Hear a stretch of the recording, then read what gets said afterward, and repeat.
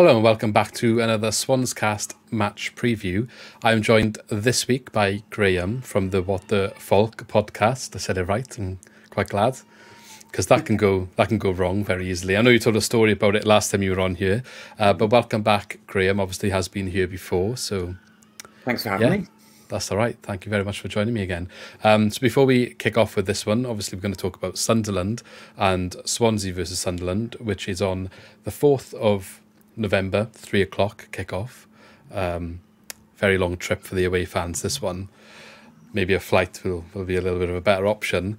But if you want to catch up the opposite of this, would you like to let everyone know where they can find your content, please, Graham? Of course. I think everywhere does podcasts now, don't they? Like you can get them on Google, Apple, all sorts of stuff.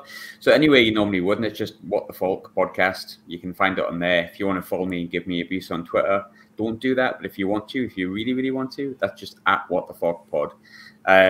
It's always good to have a catch up after the game. I try to be my best and as balanced as I can be. So win, lose, or draw, we'll try our best. Because I've heard Swansea is the best away day in the league by numerous people. Have you? So, that's interesting. Yes, I have, yeah. Is there any specific reason for that? Or? Apparently, Welsh people are a bit mad, and it's a great night out, a good town, good. Oh, yeah, okay. So. If it's the full package, they're going to Wine Street afterwards, I'd imagine, and that's probably where the opinions get a bit adjusted. I don't know if the match day experience is the best, but that's been a topic for discussion that's been lately, because I feel like a lot of stadiums are doing better than us. But maybe, you know, the nightlife afterwards is definitely up there in terms of people make fond memories. It comes recommended, I can promise you that, by more than one people. It's probably one of them things that when you live here, you don't appreciate it because you don't have the alternative of everywhere else. And when you go somewhere else, it's somewhere different, so you still don't appreciate it. But if what you're used to is in Wine Street, maybe when you come to Wine Street, you're like, oh, wow. Yeah, I mean, I've heard really, really good things from old people, young people, middle-aged folk like myself. So sadly, I'm not going, so I'm depressing myself a little bit. But Swansea away comes very highly recommended, which I'm sure you'll be pleased to hear. Well, just come for a visit, Swansea, and you can go to Magaluf in Wales in the rain. And enjoy yourselves. Anyway, let's get into the football. So you've introduced yourself. I wanted to go back a little bit. I mean, these questions, I might have to change them up soon. I mean, we are getting to the halfway point, I guess, but I'd like to take you back to the summer because obviously we haven't spoke this season, and just kind of inform us as Swans fans. Sunderland, anything changed in summer? Not players necessarily, but anything in the club? I'm going to come into it as if I don't know anything, so any managerial, board, anything that's changed that might have an impact to your season, really, other than players? Really interesting, really. I mean, from... as people will know, we finished sixth last season, got in the playoffs kind of unexpectedly. I don't think anyone expected we would have a playoff push when we came up from League One. We were happy just to be established. So essentially, Sunderland's plan as a club is to sign players under the age of 24, develop them, potentially sell them, which is kind of scary to hear, but I think it's probably a functional way that clubs need to run these days. And whether you like it or not, that's kind of the way Sunderland do it. But what we kind of are as a club is a team, a squad of fearless young players that are naive sometimes, but in general play really attractive and attacking-based football, and Mowbray's in charge of that. But part of that philosophy that we have is that we almost have like a contingency plan, and that also includes the manager. So during the summer, I think it was the day after we got beat off Luton in the playoffs, we were linked to, I can't remember the guy's full name, but he's the manager of Nice at the moment. He's like top of the league in Ligue 1, and he's like gone unbeaten. Yeah. They're flying, aren't they? I was surprised to see the table the other day, but yeah. No idea who the guy was at the time, completely ignorant, my own fault. And I was like, okay, no one really wanted Mowbray to go. We still don't. I think the majority of people are very happy with Tony Mowbray being where he's at. I'm happy with Tony Mowbray as a manager, but that was kind of linked in the summer. The club didn't really dispel it massively. They did a little bit, but it feels like there's a contingency plan there because our progression, you could say, because the last season has excelled. I think as a chairman, you would probably think, right, up from League One, establish ourselves, then maybe look at the playoffs. So then if we don't get in the playoffs, maybe look at another season in the playoffs are automatic, and we went straight into the playoffs. So the expectation raises straight away. Funny summer though in many ways, because I think there was that uncertainty over Tony Mowbray, which was actually no uncertainty at all, but then some uncertainty, and then weirdly enough, it turned out that he'd actually had an automatic extension of his contract with the way he finished in the league. Oh, right, okay. They asked Tony Mowbray about it in a press conference, middle of it was a few games into the season. He went, "Oh, I didn't even know that," but yeah, apparently I have. So, bit of a weird one. A lot of it's the same, but we were linked to a manager who's absolutely tearing up with Nice at the moment. And you never know, though. It might not have worked out if you come. No, and I'm happy with Tony Mowbray at the moment, so we go with him. Yeah, fair enough. So, I guess on the back of an unexpected playoff push, you never know, might be linked with your manager as well. So it's always good to have somebody there that you can approach if it's necessary. Hopefully it's not, but at least you've got a plan.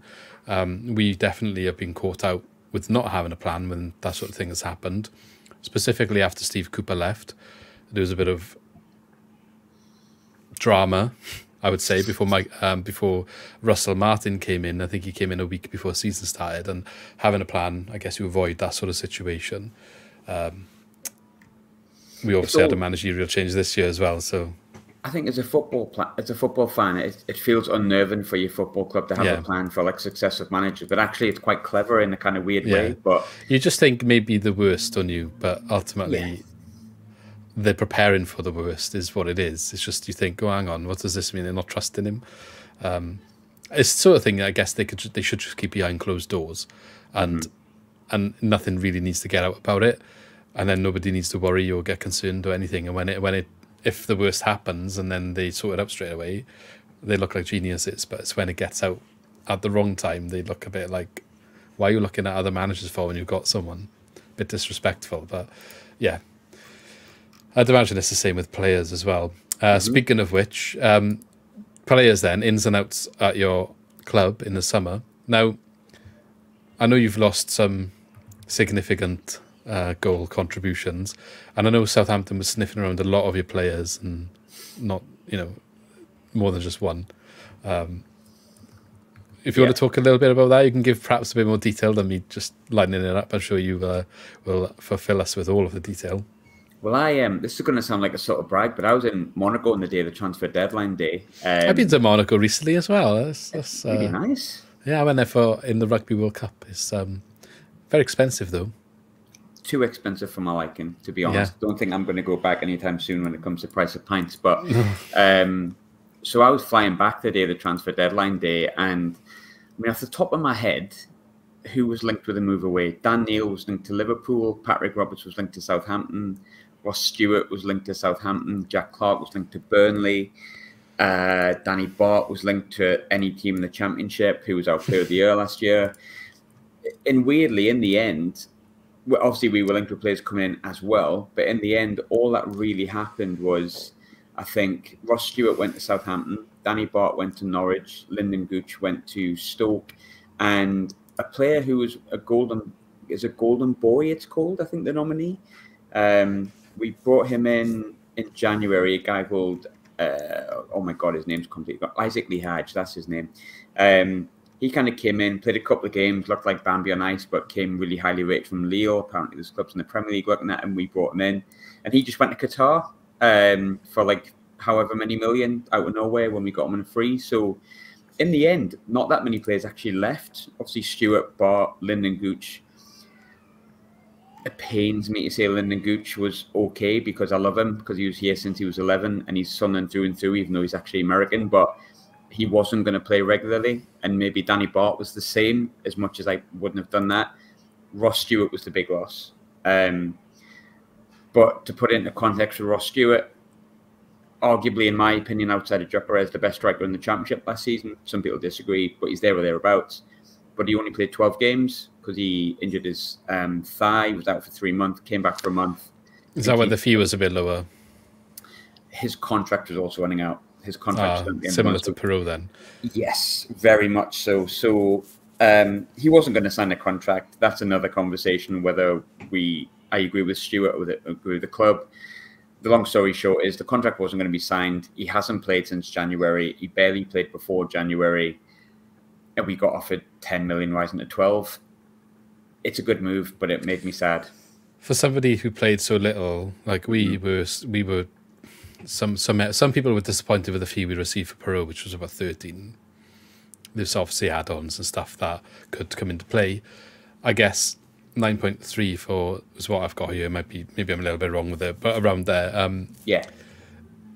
I guess that's a good fee for somebody who played 12 times last year, and there's only 1 year left. He might be a quality player, but there's no guarantee that a recurring injury doesn't happen. And if he does for Southampton, that's 10 million just gone.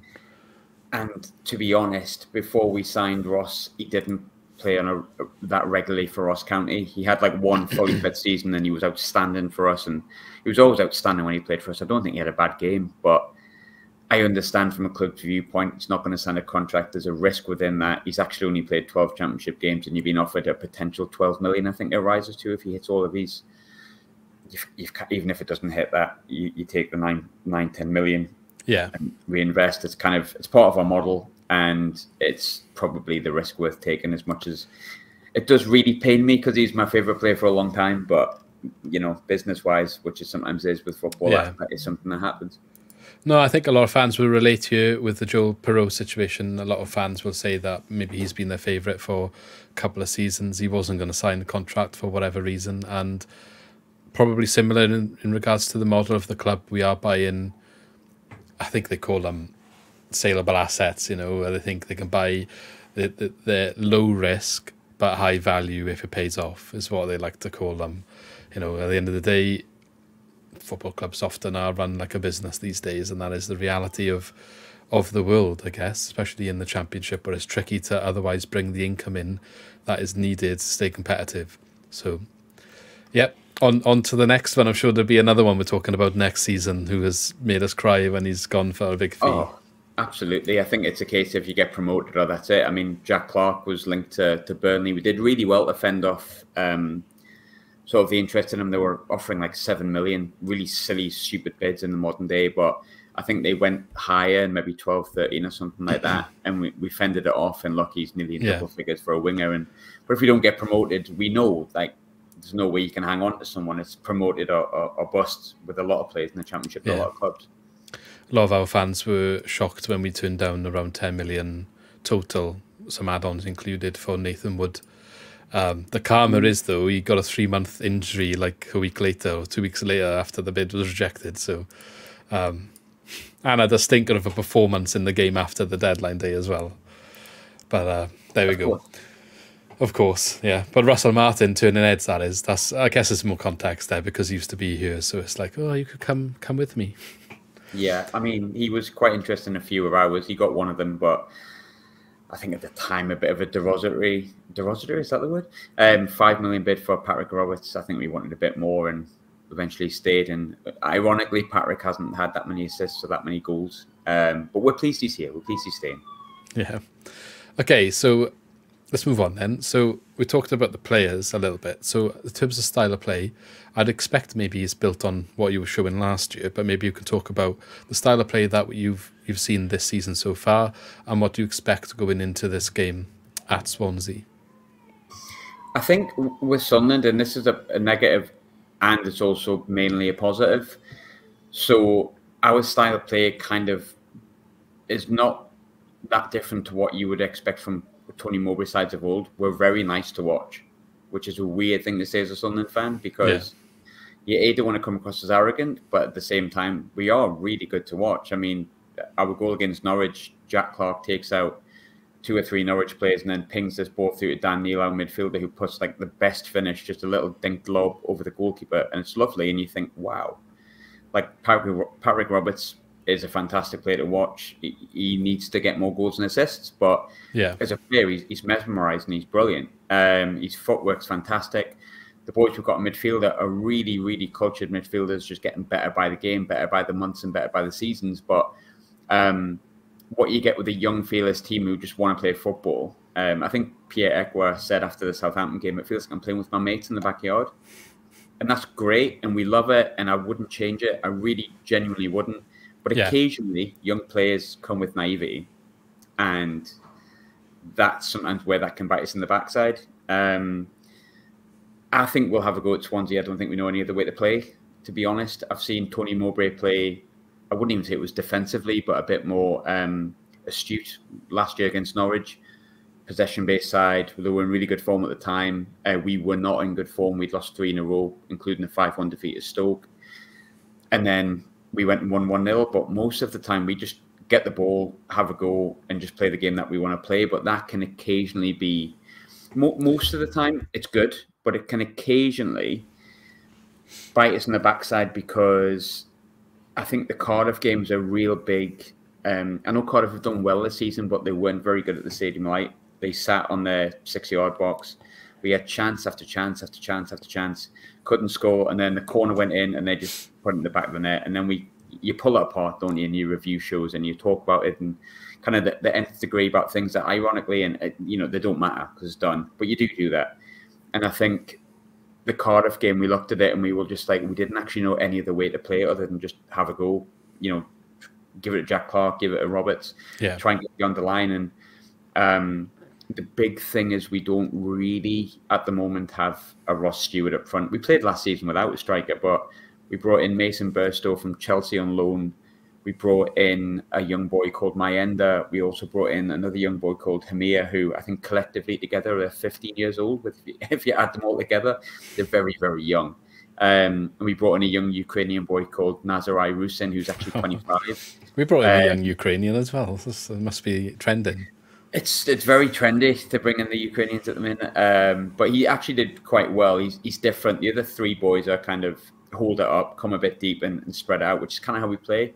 Rusin, from what I've seen, which is the one game, is more likely to show pace and try and get beyond the defender, but none of them have, actually I don't think any of them have scored yet. So you can kind of see if the goals are not coming from Jack Clark, Roberts or someone else. And the one big thing we're missing, if I'm completely honest, is Amad Diallo. Praise God he comes back in January. But I think, to answer your question, we'll have a go. Yeah. We'll try play our game. I don't think we worry too much about how other teams play. And that can be positives and negatives. 9 times out of 10, 7 times out of 10 for us, it's more positive. Sometimes it can bite us in the backside and that's it, and we're done.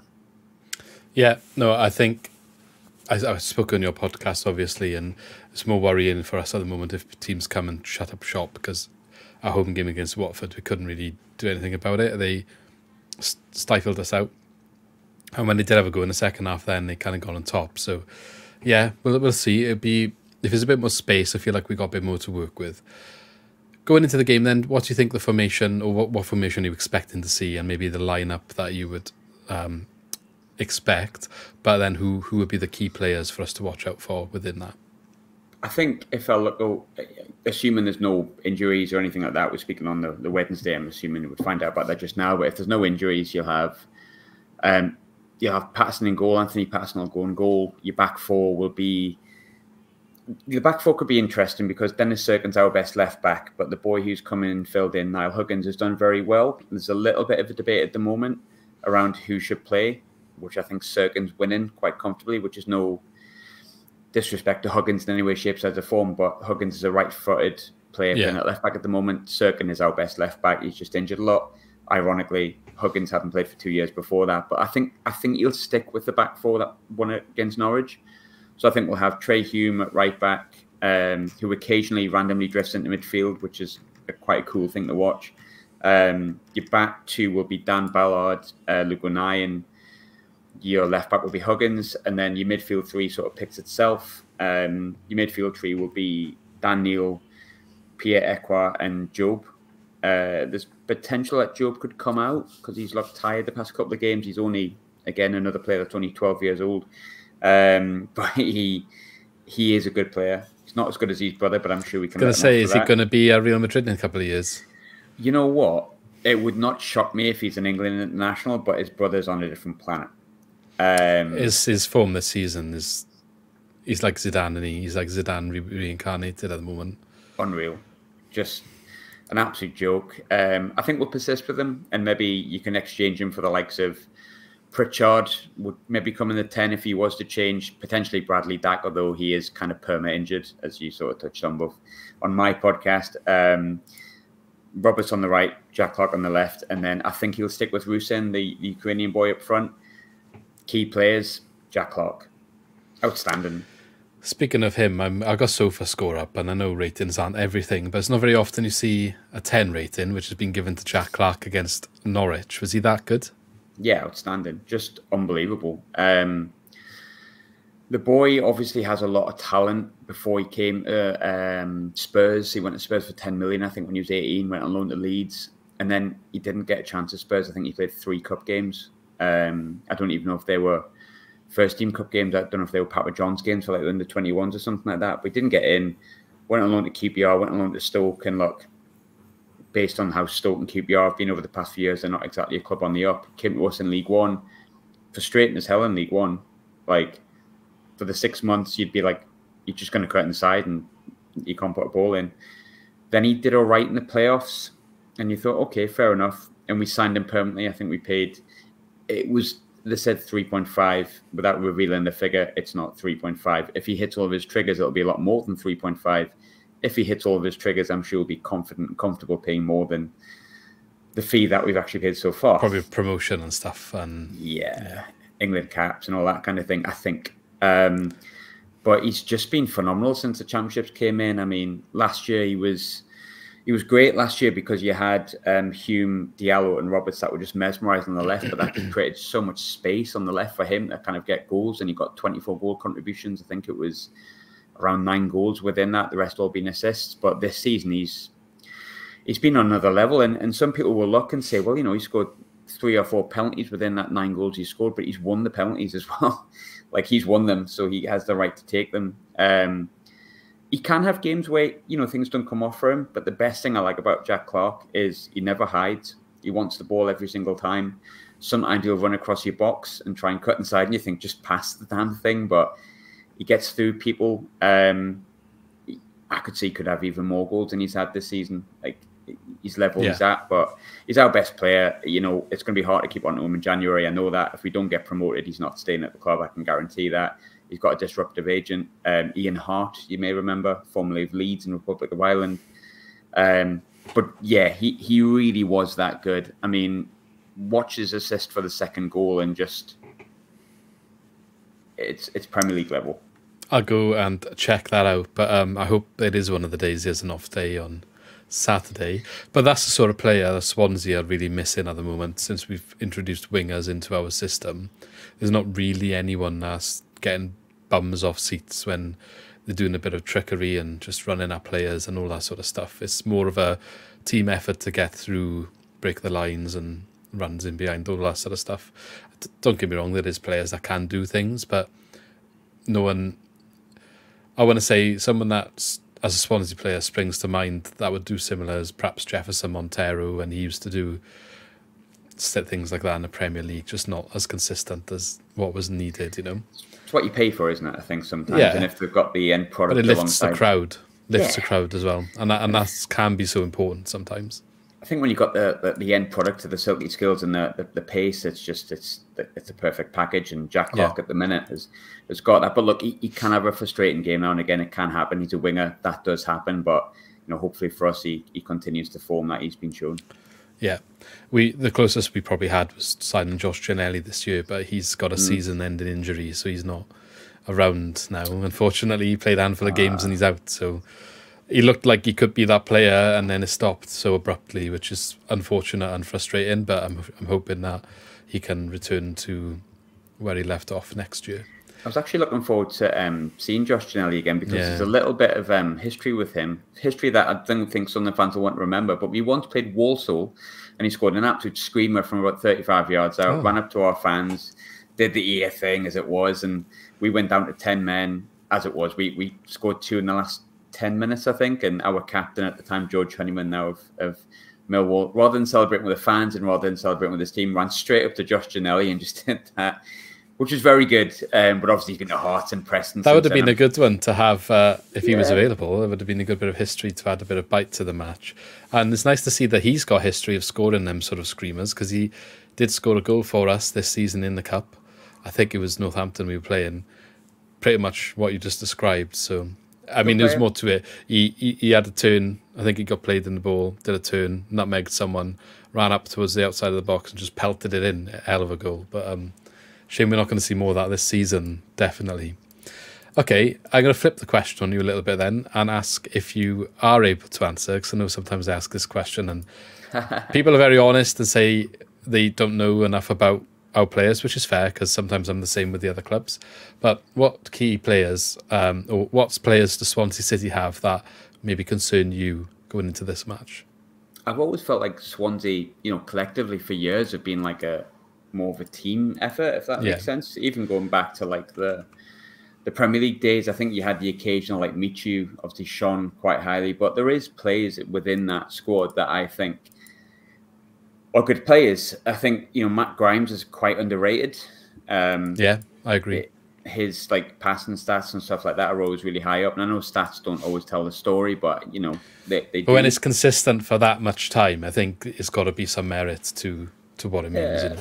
Yeah. Absolutely. No, I agree. I think Harry Darlin, I watched him when he was at MK Dons, and you could sort of see in the League One days that he was obviously a standard above. I'm not 100% sure he's Premier League, but you can see what he offers. Ironic that he was a player that Russell Martin was so eager to sign, spent a lot of our transfer kitty on him when he brought him in.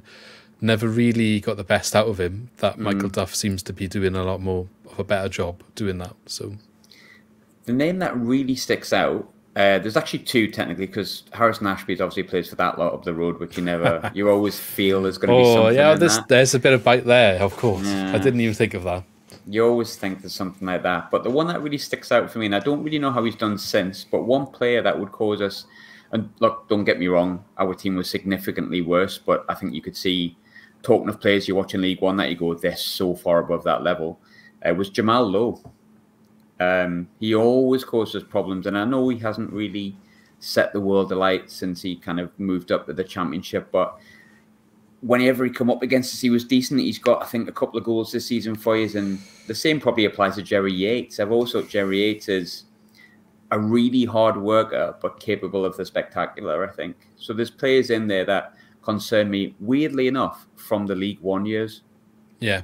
Well, I think that's part of the model now, is to look for these bargains, if you like, and if they have good seasons and they're wanted for a big fee, then they're going to be let go, because that's how the club keeps taking over. And that's what they're looking for. Jerry Yates is somebody that got relegated from the Championship last year, and maybe we got him for a bargain compared to what we sold the striker that we currently had for. And Jamal Lowe has history with us, brought him back on loan from Bournemouth this season. So, is Kyle Norton still with you? He is. He'll probably be on the bench. He's getting on a bit. I think he's an important figure in the dressing room now, more than on the pitch. Family story with Kyle Norton. So my fiance's dad used to be the chief executive at Gretna when they got into the SPL, and he signed Kyle Norton on loan. So family connection there. I don't know anything about how he did it. We weren't together at that point. She was much younger. I was much younger. But there's a random story for you. It's quite funny. I've got a family connection with him as well for other reasons. I've got my uncle who's friendly with him, so he knows him quite well. But family connection to him. So, yeah, I've never met him myself though. I don't know how. I keep nagging. I'm like, what? You're friends with these people, but like, sort me out, innit? yeah, sort my season ticket out. Yeah, no, I'm only joking. But yeah, so he'll probably be on the bench. I wouldn't expect, unless something happens, drastically injuries or whatever. Maybe you'll see him, but it's a shame. I think he's still got a part to play. It definitely was someone there to help bring the younger lads through, I think. Perhaps he can go into a coaching role or something. I think he's like 33, 34 now. Yeah, so getting on. Yeah. Okay, brilliant. So that's pretty much the end anyway, but I do like to end on a little bit of a less football-related question. And that is, when you go to stadium, and it doesn't have to be alcoholic, but what would be your favourite pint or drink of choice to have if you could choose anything? Guinness. Guinness? Yeah, I like enjoying a drink. I'm more of a spirit man, but like if I'm having a pint, I'm going Guinness. And I do think, like when I'm in the mood for a Guinness, and it does feel like I've drank a loaf, because it's so like yeasty. Don't want to eat then. No, but I'm more of a spirit man. I'm a Jack Daniels man, really. But no, I think Guinness is a match day pint for me. A good strong Guinness. Guinness extra cold. I guess it's just a shame that normally when you get a Guinness at a match day, it probably isn't a very good one. It's never a good one. No. No. Yeah, well, But fair enough. I don't think we've had a Guinness yet, so that's a good answer.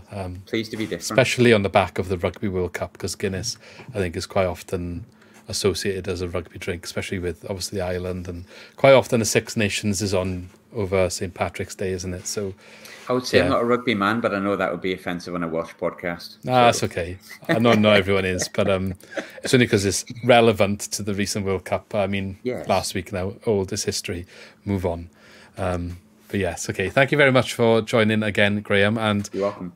Once again, if anyone wants to go and check out the reverse of this, so more of a say Graham asking for our perspective as Swans fans on the match, go check out Graham's podcast. If you'd like to remind us where you can find that.